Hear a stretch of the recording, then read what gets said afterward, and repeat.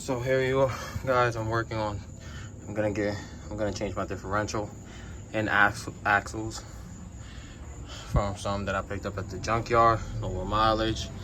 As you can see here in the rear driver hub, I disconnected it from this, and this.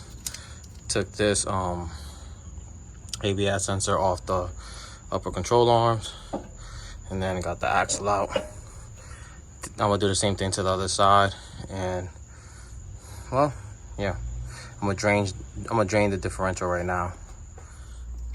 As you guys can see, I'm draining the differential now.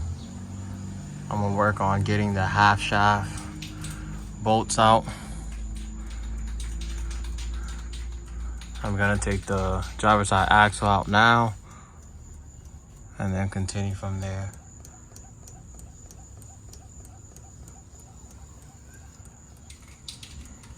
But yeah, so the diff is actually pretty easy. I already changed my rear diff mounts, which is 1 and 2. And on this one, I did change the mount in the front, but I'm not gonna do that. So you just take 1 bolt, 2 bolt, and then the last one, it's up here in the front, and that should be it. And then this bad boy just drops. Here you go, guys. I have my old diff. It's missing the paperwork here because I ripped it off. Here's the new diff. This one smells burnt. So I'm 100% sure the whining was because this one's bad.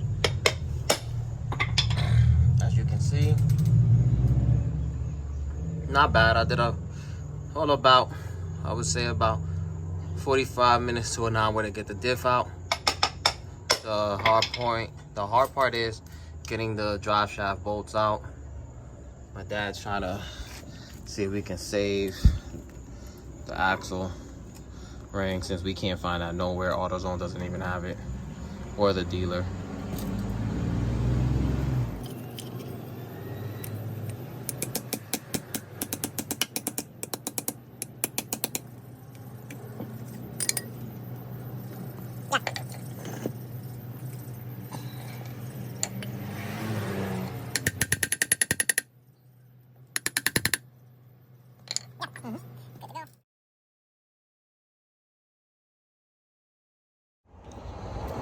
So yeah, guys, I didn't get the full video or the part where I put the diff back in, since it's the same exact steps as taking it out.